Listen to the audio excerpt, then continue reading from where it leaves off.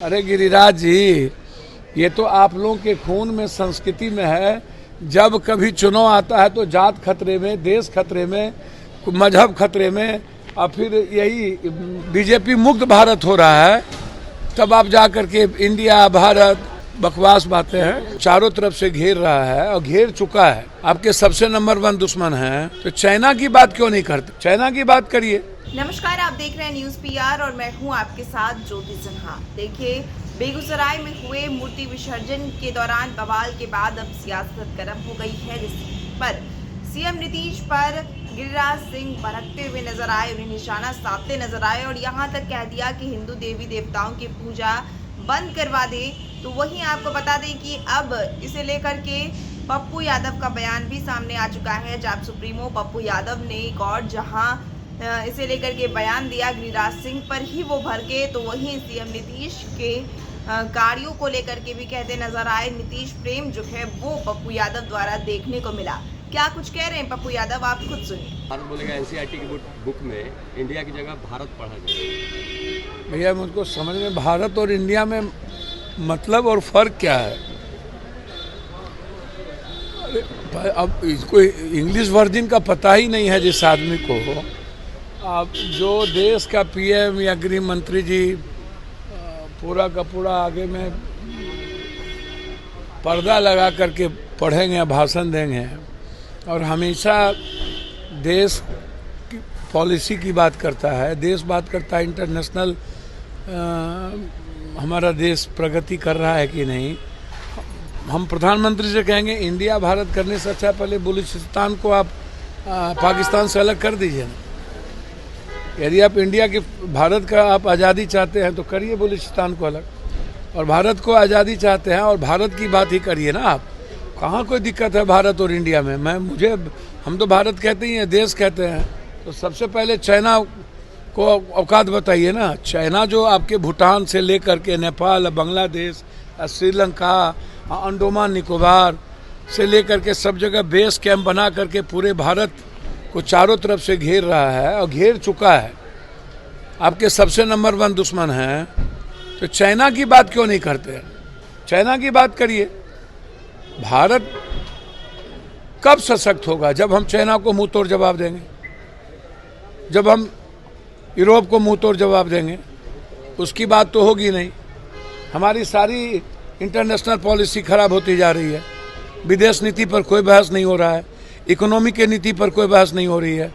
बस बहस ये तो कांग्रेस मुक्त कर रहे थे भारत, अब बीजेपी मुक्त हो रहे हैं। क्या करिएगा आप? अब तो सतपाल जी ने काम लिखित दे रहे हैं, यदि जीत गया तो। पुलवामा के बारे में सतपाल जी जो बात उठाई है, तो पहले आप ये चर्चा कीजिए कि भारत के बारे में क्या कहना है। आप हमको जरा सा ये बता दीजिए कि अब हम तो इन भारत है कहते ही हैं, लेकिन पुलवामा के बारे में भी आप कह दीजिए, जो सैनिक और अग्निवीर सैनिक के बारे में बोल दीजिए, क्या वो भारत है कि इंडियन है, या भारत इंडियन से बाहर है अग्निवीर के लोग। रोजगार पर आप बता दीजिए कि भारत के लोगों को नौकरी मिलेगी कि इंडिया के लोगों को नौकरी मिलेगी। तो ये चुनाव जब आप चारों तरफ से खत्म हो रहे हैं, आपकी प्रिंसिपल खत्म हो गई, आपकी इकोनॉमी खत्म हो गई, विदेश नीति खत्म हो गई और बीजेपी मुक्त भारत हो रहा है, तब आप जा करके इंडिया भारत, ये सब बकवास बातें हैं। और केंद्रीय मंत्री, अच्छा एक बात हमको बताइए कि मुख्यमंत्री नीतीश कुमार के इशारे पे ये पता, अब देखिए ना, देखिए दुकान जब बंद हो जाए, चुनाव आता, वो भी आप गिरिराज भाई के बारे में, उनसे और क्या उम्मीद आप करिएगा? गिरिराज भाई की से आप क्या उम्मीद कीजिएगा? जहर के अलावा दूसरी बात कीजिएगा। अब बीजेपी में और नेता लोग गाली गलौज नहीं करेंगे तो दुकान चलेगी? ये लोग किसी जात को गाली देंगे, किसी मजहब और धर्म को गाली देंगे। इन लोगों की दुकान ही चलती है दूसरे जात, दूसरे विचारधारा, दूसरे व्यक्ति को गाली देने से। अरे गिरिराज जी, ये तो आप लोगों के खून में, संस्कृति में है। जब कभी चुनाव आता है तो जात खतरे में, देश खतरे में, मजहब खतरे में, और फिर यही जब कोई पर्व आता है तो आप कोई मुसलमान या कोई हिंदू या कोई सिख ईसाई किसी दूसरे के पर्व में दखल देगा? कभी आपको लगता है?